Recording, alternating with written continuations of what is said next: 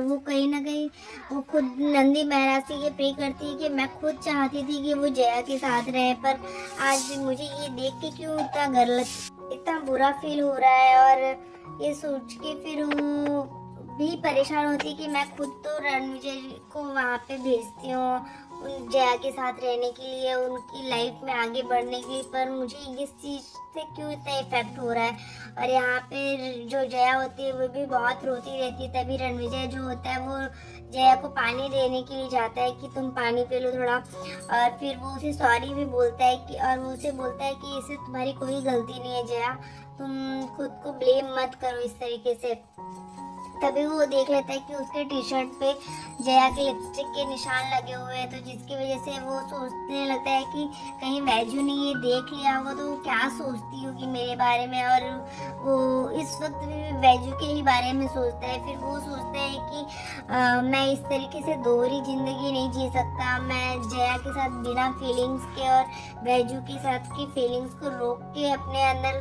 दबा के मैं कैसे अपनी लाइफ में आगे बढ़ूँ, और मैं इस तरीके से नहीं रह सकता। तभी यहाँ पे हम लोग देखते हैं दूसरे दिन सब लोग वैजू को कॉलेज में एडमिशन के लिए जब भेजने लगते तो जो वसुंधरा जी होती है वो उसे दही शक्कर खिलाती है, और उससे बोलती हैं कि तू हमेशा आगे ही बढ़ते रहना ऐसे ही, और अच्छे से मन लगा के पढ़ाई करना। वो एडमिशन के लिए जाती रहती है, तभी वहाँ पे जो वैजू होती है वो उन लोगों से बोलती है कि हाँ हम मुझे कुछ नहीं चाहिए, बस आप लोग का आशीर्वाद चाहिए, और वो उन लोग के पैर छू के आशीर्वाद देती है। तभी वहाँ पे रणविजय आता है और वो बोलते हैं कि हाँ हाँ वो खुद खुद कर लेगी सब कुछ, उसको कहाँ किसी की ज़रूरत है, वो खुद अपनी जो भी लाइफ में प्रॉब्लम्स आती है वो सब खुद सॉल्व कर लेती है। तो वसुंधरा जी भी बोलती है कि हाँ ये तो सबकी प्रॉब्लम्स को सॉल्व कर लेती है, पर खुद की प्रॉब्लम जब खुद के ऊपर आती है तो पता नहीं क्यों ये इतनी कमज़ोर पड़ जाती है। तो ये सोच के तभी यहाँ पे रणविजय जो होता है वो बोलता है चलो मैं तुम्हें ड्रॉप कर देता हूँ कॉलेज तक, पर जो वैजू होती है वो बोलती कि नहीं मैं खुद चली जाऊंगी, मैं खुद की दम पे अपनी उड़ान भरना चाहती हूँ, तो उसी के लिए मुझे पंख तो मजबूत करने ही पड़ेंगे। तो जो राणा होता है वो इस बात से फिर नाराज हो जाता है कि ये क्यों हर बार मेरी बातों को नहीं मानती और इंसल्ट कर देती है मेरी सबके सामने, क्योंकि वो हर बात उसकी बात को इग्नोर कर देती है, क्योंकि वो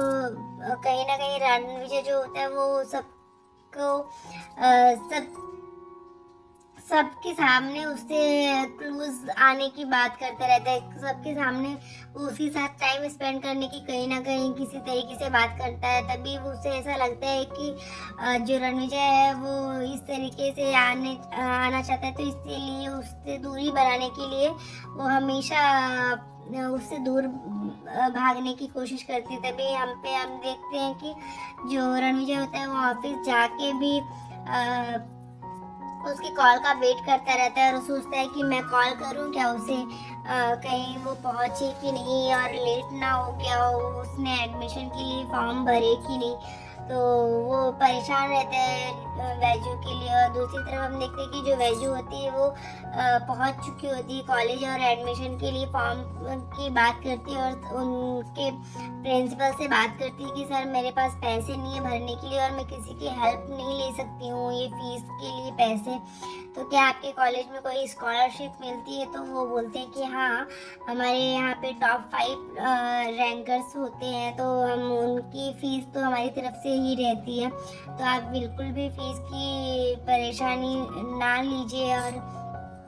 आप अच्छे से पढ़िए, क्योंकि आप तो सेकंड पे ही हैं,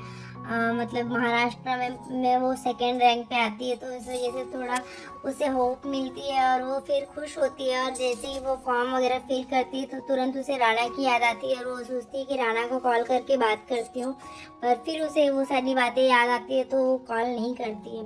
तभी वो घर आती है तो बात वो स्ट्रेचर से बात करती रहती है। तभी वो जो राणा होता है वहाँ पे पहुँचता है और वो बोलता है कि तुम्हें तो बहुत मज़ा आता है ना मुझे सबके सामने इंसल्ट करने में, सबके